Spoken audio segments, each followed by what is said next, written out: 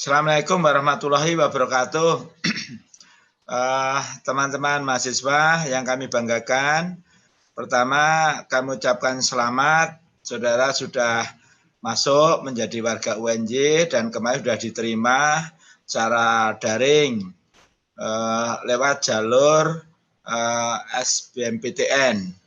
Dan mudah-mudahan kalian bisa belajar dengan nyaman di UNJ dan tergapai yang menjadi cita-cita saudara. Itu harapan kami seperti itu. Nah, sebagai mahasiswa UNJ, saudara nanti akan mendapatkan keilmuan yang hard skill-nya. Tetapi sebagai mahasiswa harapan kami, saudara juga memperoleh soft skill.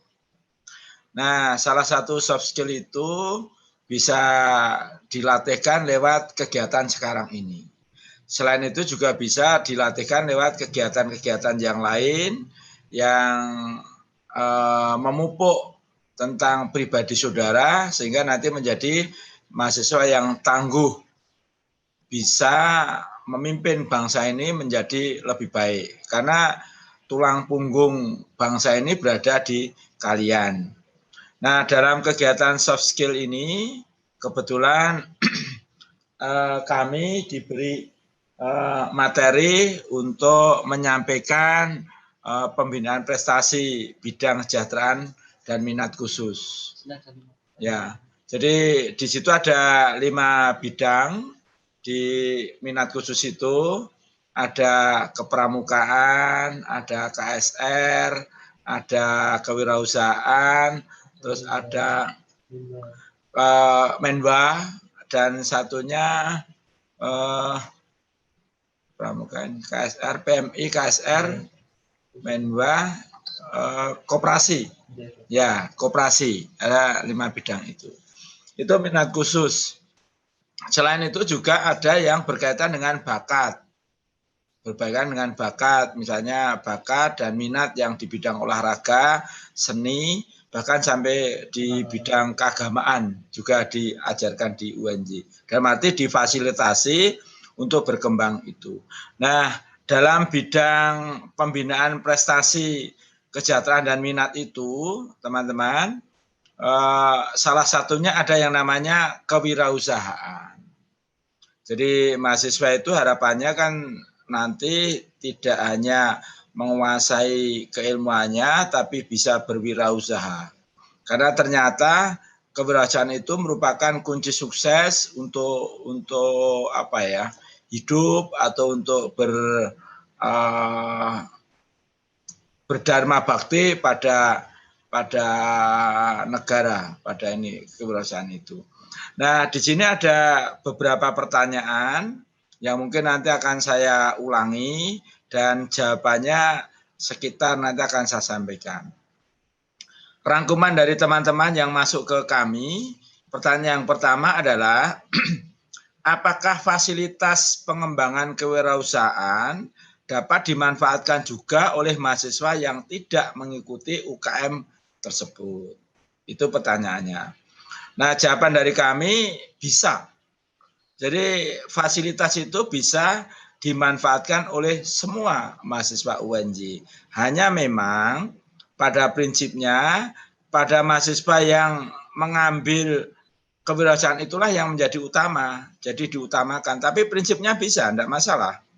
Jadi di kewirausahaan itu misalnya di gedung laboratorium kewirausahaan yang di depan KWU, itu tidak harus yang mengambil wirausahaan dalam arti kegiatan kewirausahaan di UKM, tidak harus, mahasiswa lain juga bisa.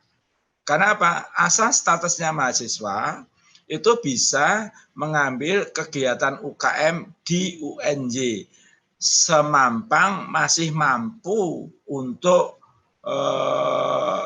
mahasiswa itu mengatur dirinya, mengelola waktunya. Ingat loh, studi di UNJ itu utamanya adalah belajar untuk meraih hard skill-nya. Jadi misalnya lulus di jurusan misalnya kepelatihan, tapi kebetulan mengambil kegiatan kewirausahaan. Nah, siapa tahu nanti hard skill-nya, kepelatihannya itu dibungkus dengan entrepreneur-nya, itu menjadi wirausaha tangguh dalam mengelola kepelatihan.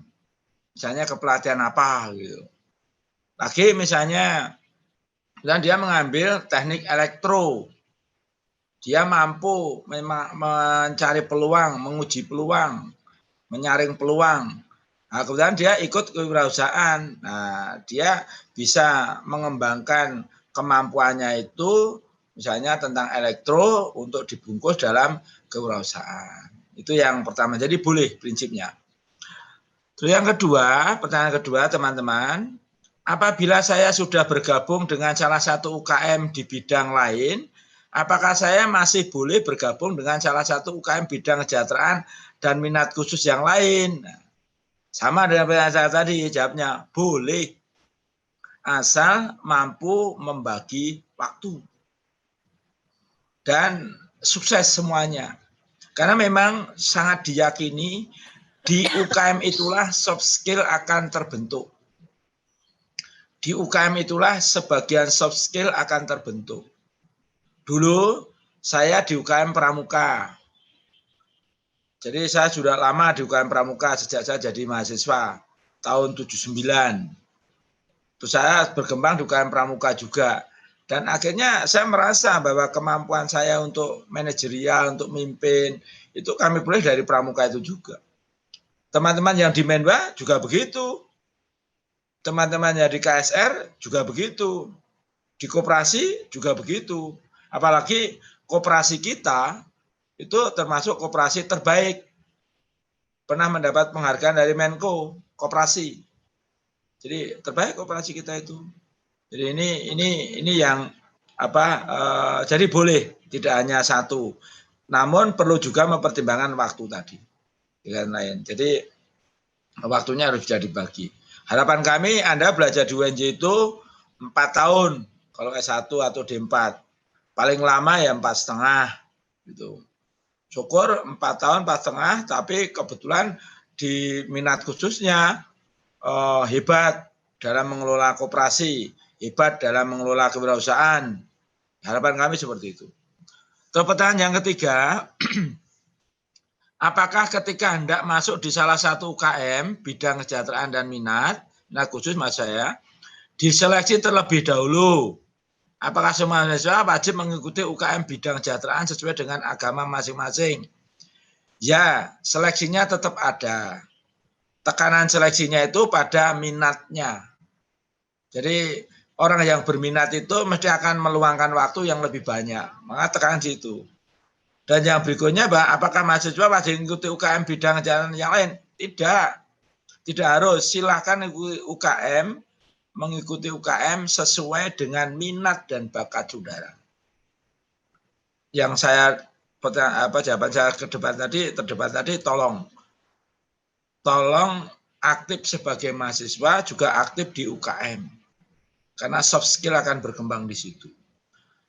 Pertanyaan yang keempat, apakah syarat mengikuti UKM kewirausahaan harus memiliki usaha atau pengalaman usaha? Terima kasih.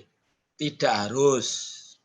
Yang penting punya jiwa entrepreneur, wirausaha. Jiwa wirausaha itu bisa terbentuk karena minat. Didorong dulu oleh minatnya, ditarik dulu, akhirnya dia tertarik. Karena memang kadang karakteristik orang itu kita tidak tahu. Taunya itu, oh ternyata saya bisa toh. Nah seperti itu.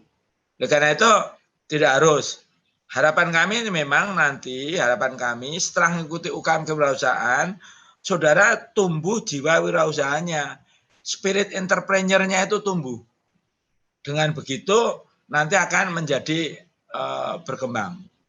Pertanyaan terakhir, setelah melihat video materi, saya ingin bertanya, apakah setelah kita lulus, kita dapat berinvestasi di Kopma atau hanya bisa pada waktu menjadi mahasiswa UNJ? Bisa, sebagai anggota luar biasa. Bisa, tidak masalah. Kalau kemudian bahkan Anda bisa aja membesarkan Kopma. Boleh, tidak apa-apa. Karena nanti di anggota itu ada anggota yang biasa, anggota luar biasa. Nah itu bisa, tidak masalah. Jadi silahkan Anda bisa berkembang di UKM bidang jataan dan minat khusus itu. Nah, itulah teman-teman mahasiswa jawaban saya tentang resume dari pertanyaan-pertanyaan yang muncul dari materi ini. Dan harapan kami sekali lagi Anda jadilah mahasiswa yang berkembang secara total. Jadi seluruh kemampuan saudara bisa berkembang dan di UNJ inilah tempat untuk belajar. Jadi Anda nanti cepat selesai lulus sebagai mahasiswa di prodi apa, mempunyai keterampilan atau kemampuan tambahan yang Anda peroleh dari UKM mana waktu Anda mengikuti itu. Di UKM tidak harus UKM khusus, juga UKM yang lain. Yang jelas harapan kami itu. Saya kira itu dari saya dan saya ucapkan selamat dan selamat belajar untuk menjadi mahasiswa UNJ yang Anda harus paham visi misinya UNJ, ya kan? Itu harus Anda paham betul. Jadi mahasiswa kita itu harapannya bisa paham tentang dirinya. Jadi mahasiswa yang berkarakter yang bagus. Karena UNJ itu leading in character education. Saya kira itu dari saya. Mohon maaf kalau ada tutur yang tak berkenan. Terima kasih. Assalamualaikum warahmatullahi wabarakatuh.